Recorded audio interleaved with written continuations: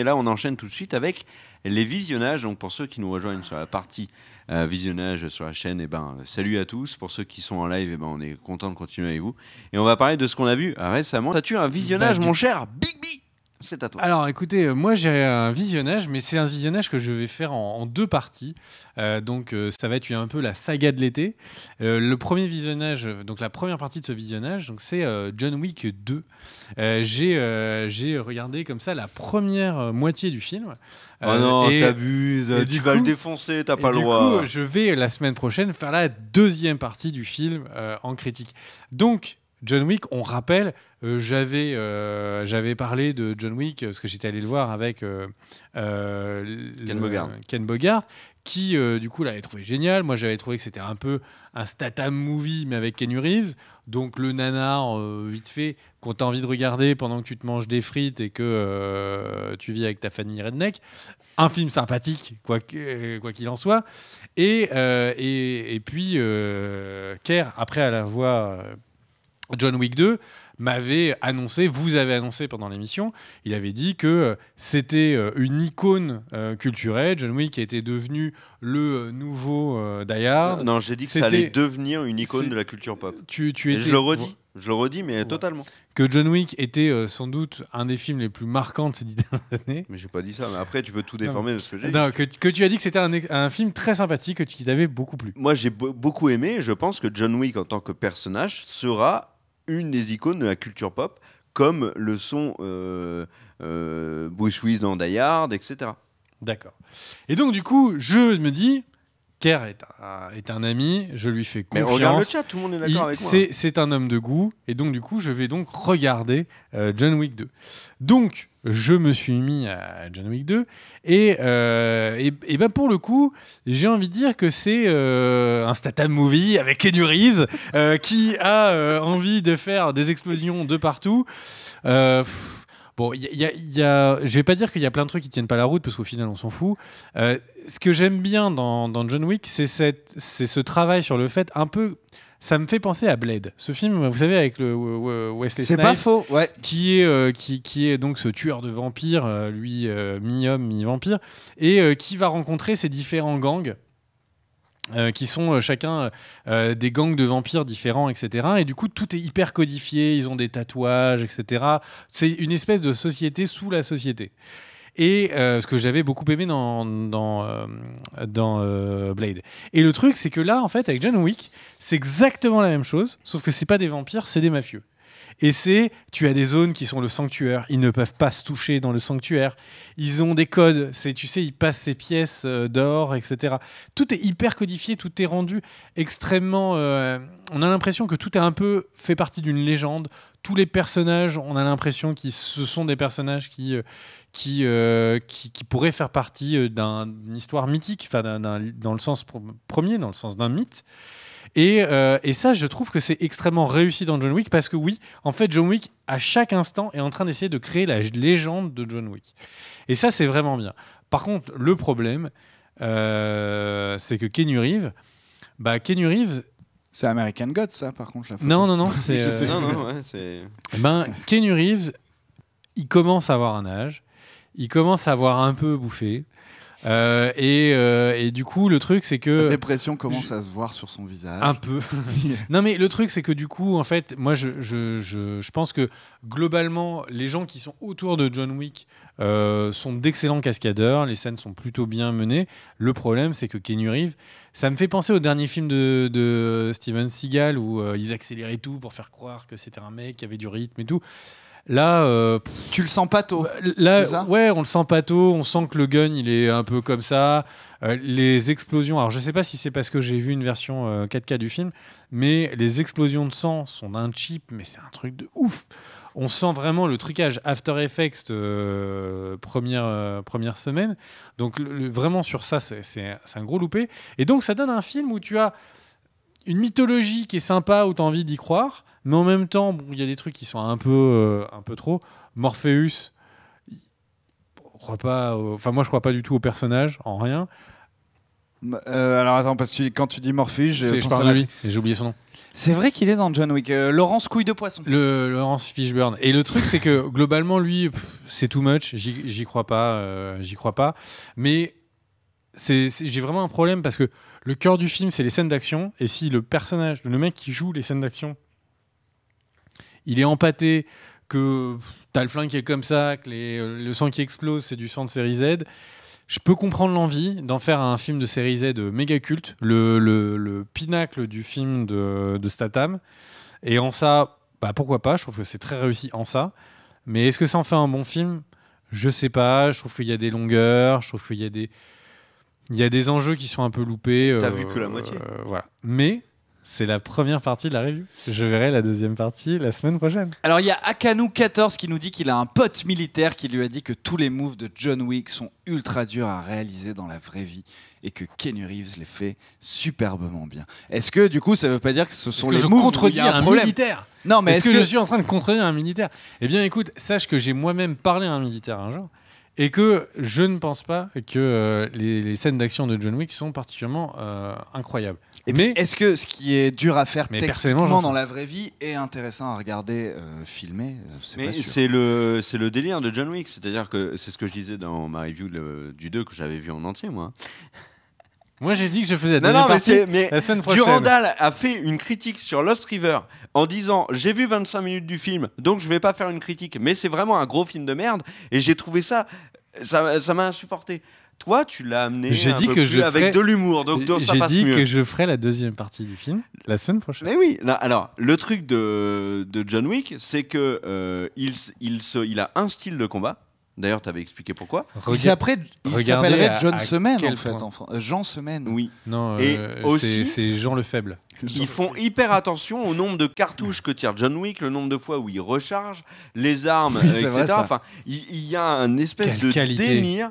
Il y a un délire sur le détail dans John Wick. Et ça, moi, j'ai trouvé ça hyper stylé. Sauf que, excuse-moi, mais c'est du flan, quoi. C'est-à-dire que il a un costume qui est par balle. Bah oui. Bon, pourquoi pas.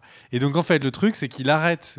Donc, il tient le bord de son costume comme ça. Tu sais que ça existe, ces costumes. Il y a Buñuel qui a fait un reportage pour Canal sur un mec comme ça. Il tient le bord de son costume. Ouais. Et donc, le flanc, là, il est vide. Et il lui tire comme ça. Et en fait, la pesanteur, c'est un truc de malade. La pesanteur du petit costume qui pèse 1 kilo arrête la balle. Mais en fait, vous avez complètement craqué. Le truc, c'est pas moi qui ai fait John Wick. C'est que globalement, je t'invite vraiment à voir le reportage de Diego Buñuel. Ces vestes comme ça qui pèsent que dalle en Kevlar existent vraiment. Et tu fais ça et ça arrête la balle. Mais vraiment. Mais non, mais ça arrête la balle quand tu vois c'est bloqué contre quelque chose. Ça arrête la balle. Littéralement, ça arrête la balle. Mais un objet, quel qu'il soit, une feuille de papier sur laquelle tu appliques une force, ça se bouge. Donc en fait, le truc, c'est que c'est ça qui est perturbant dans John Wick, c'est qu'il y a un souci du détail pendant 5 minutes, tout va être d'équerre, ça va être une putain de scène d'action et tout, et d'un seul coup, en fait, l'histoire, on s'en bat les couilles, on fait un truc pseudo-mafieux, tout pérave, enfin bref. Mais la deuxième partie de c'est étonnant la semaine prochaine. Tu détestes John Wick parce que j'aime bien ou... Mais non, mais j'ai un rapport avec John Wick et de lui à moi en fait. Ah. Je suis exclusif dans mon rapport à John Wick. À Jean le Faible. Eh moi j'ai envie de faire un autre visionnage. Et je vais le faire, je vais vous parler de Fear the Walking Dead, le début de la saison 3. Avec j'ai vu tes tweets. La diffusion des 2 premiers épisodes. Alors, disons-le clairement, il y a un problème avec Fear the Walking Dead, c'est que la série est nulle. Saison 1, ils nous promettent une chose, c'est de vivre. Tu n'as pas vu l'intégralité de la saison. De découvrir. Ça tombe bien, je parle de 2 saisons que j'ai vues entièrement. Moi, pas la dernière. Tu l'as pas vu la saison 2 Tu ne vois pas la dernière saison. En fait, ils nous promettent surtout de vivre ce qu'on n'a pas vu dans Walking Dead parce que Rick était dans le coma. Exactement. Ce temps de coma de Rick. La première saison plus courte, bien évidemment, AMC fait souvent ça avec ses nouvelles séries. The Walking Dead, la première saison était très courte également. On suit ça, la découverte du virus, comment ils réagissent pendant quelques épisodes, puis basta, saison 2, c'est au Mexique. Et là, on rentre dans un Walking Dead un peu plus classique qui développe de nombreux thèmes qu'on avait déjà vus en plus dans The Walking Dead, qui les développe relativement mal. Et on arrive avec un espèce de pot pourri avec une petite senteur de zombies qui ne ressemble en rien vraiment du Walking Dead et qui a un énorme problème, c'est qu'aucun des personnages n'est vraiment sympathique et charismatique, à l'exception peut-être de Nick, et c'est tout. Et puis là, début de saison 3, ils ont compris tout ça. Tu le vois, mais vraiment. C'est terrible parce que en fait, tu as les 2 épisodes et tu te dis ah les pauvres, mais ils ont compris, ils ont entendu tout ce que j'ai dit et vraiment ce que j'ai dit sur Fear the Walking Dead, moi et toutes les personnes qui ont défoncé la série, et vous êtes nombreux puisque la série n'est pas très appréciée. Eh ben, c'est dur parce que on a été quand même sacrément vénère avec la série. Puis là, ils font plein d'ajustements et tout. Et ce que je disais dans l'émission avant, c'est que on a l'impression que ils font le tri un peu, le ménage de printemps. C'est-à-dire qu'il y a 2 saisons où il y a des choses pas terribles, puis des choses un peu mieux. Ils prennent les choses pas terribles, ils disent toi, le Pôle emploi, c'est par là. Toi, tu continues tranquillou la série. Et puis ceux qu'ils envoient à Pôle emploi, bah, ils leur font une Enfin, vraiment, c'est on serre la main, puis ils sortent vite du bureau, quoi. C'est étonnant à quel point ils expédient mais certains même en aspects de la photo, il saison. est pas crédible, lui. Ouais. Et alors, globalement, ils essaient de développer des nouveaux thèmes. Le début de la saison commence avec des nouveaux antagonistes. C'est style, on t'amène Negan dans The Walking Dead, mais entre la 1 minute 30 de série et 1 minute 50, il est implanté. T'as pas tout le délire qu'il y avait eu dans la saison 6. Non, non, c'est BAM, t'as Negan qui est là, coup de batte, Glenn s'envole et hop, et on enchaîne. On enchaîne. Tout le monde l'a vu, c'est bon. C'est canonique, on a le droit maintenant. Ouais. Non, t'as le droit. Moi, je valide ce spoil. Non, je spoil pas Fear the Walking Dead, par contre. Et on enchaîne. Alors voilà, il y a des nouveaux méchants. Et en fait, tout va très vite. Pourquoi ? Parce qu'ils veulent mettre en place une nouvelle problématique dans Fear the Walking Dead qui correspond un petit peu à ce que fait The Walking Dead, mais The Walking Dead met énormément de temps à le faire. Fear the Walking Dead, c'est exactement l'inverse. Ils vont super vite, ils ont le temps de rien, parce que la série a été construite sur une table Ikea qui peut supporter 40 kilos, et toi, tu lui mets un truc qui fait 500 kilos, ça va pas. C'est casse-gueule, ça va tomber. Donc, ils refont tout à zéro, et j'ai envie de dire, pourquoi pas ? T'as des images. Mais ça marche pas trop. C'est des Et images alors à la là- suédoise de ouf. Et alors, non, là, j'arrête de parler de Walking Dead, je vais juste m'arrêter sur des détails, parce qu'il y a vraiment des détails dans la série qui m'ont fait m'arracher les cheveux. Hormis des choix scénaristiques qui sont plus que discutables, et pour ceux qui ont vu l'épisode, je parlerai par exemple de ce qui se passe dans l'hélicoptère, mais il y a des exemples où en fait, les créateurs se sont dit « Ouais, il y a une autre série qui s'appelle The Walking Dead, et les zombies font ça dans The Walking Dead. » Nous, on s'en fout parce que nous, on a mis Fear devant, donc on a complètement oublié que c'est The Walking Dead, on fait à notre sauce.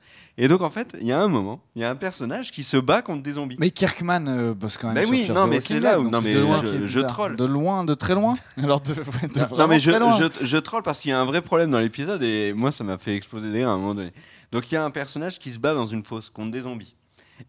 Et à un moment donné, il y a un zombie qui fait une prise de catch. Et là, mais une prise de catch. Il lui fait un plaquage style rugbyman. Enfin, Chabal fait les mêmes, quoi. Et là, je me suis dit, mais c'est pas possible, c'est un zombie, le machin. Et du coup, j'ai bloqué. J'ai dit à ma copine, mais il se bat contre des humains ou contre des zombies ? Ah non, c'est des zombies. Eh mais c'est pas possible. Et en fait, les zombies n'ont rien de... Ils ne respectent pas la règle du zombie, j'ai envie de dire. Et il y a un moment donné où il y a un mec, bon déjà, il est un peu couillon, il entend un bruit dans un mur, il écoute comme ça. Puis du coup, il y a un zombie à travers le mur qui le chope. Mais c'est un zombie, tu vois. Normalement, il est lent, il est pas très fort, etc. Et là, il chope le mec et il l'emmène dans le mur. Mais il l'emmène tellement violemment que le corps du mec, sous la violence du fait qu'il l'a attrapé, le corps du mec se plie, ce qui est complètement surréaliste, comme tu as dans plein de films d'horreur qui sont des films d'horreur fantastiques, etc. Pas les métaphores. Et là, en fait, c'est juste un zombie qui a fait ça. Et enfin, le dernier élément, c'est quand même un hélicoptère qui s'envole et tu as des zombies qui courent, tels les Jeux Olympiques, le saut en hauteur. Et donc, ils sautent en l'air comme ça pour attraper l'hélicoptère. Et je me suis dit, mais c'est des zombies là, vous nous avez pas fait. Enfin, c'est quoi ? C'est la Justice League qui est morte en fait, et c'est toute la Justice League qui est devenue un zombie. Alors t'as le zombie super fort qui est. Bah non, je spoil pas. Tu spoil. Bah non, c'est pas la Justice League un zombie. Tu sais pas. Non. Et enfin bref, du coup, tout ça m'a un petit peu dérangé. Et alors oui, il y a un des acteurs de Shameless US qui est dans ces premiers épisodes de Fear the Walking Dead. J'ai envie de dire, pourquoi pas pour la suite, maintenant qu'ils ont mis en place de nouveaux enjeux. Mais ces 2 épisodes étaient vraiment là pour faire le ménage et avec des incohérences qui me font marrer. Et peut-être que je noterai à chaque fois les incohérences de zombies et je vous en parlerai dans l'émission. Ça pourrait être un thème récurrent. J'ai hâte de voir le zombie qui, par exemple, je sais pas, est disque jockey ou des trucs comme ça. Ça doit être, à mon avis, on n'est pas très loin de ça dans Fear the Walking Dead.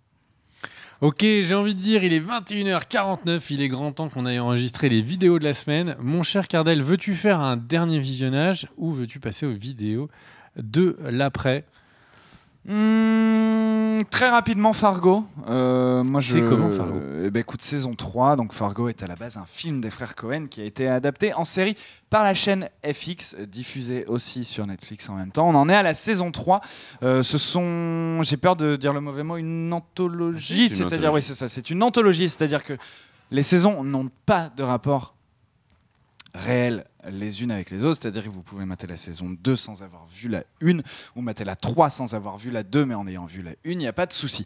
Je trouve cette saison 3, alors que j'avais très peur au début, là j'en suis à l'épisode 5, eh bien j'aime beaucoup cette série. Je trouve cette saison très Hitchcockienne dans sa manière d'être réalisée, c'est-à-dire avec de longs fondus enchaînés, des plans très graphiques où notamment, alors là ce qu'on va vous diffuser c'est une image de la saison 1 qui était avec Martin Freeman. Voilà, ça c'est pas du tout la saison 3, c'est la saison 1.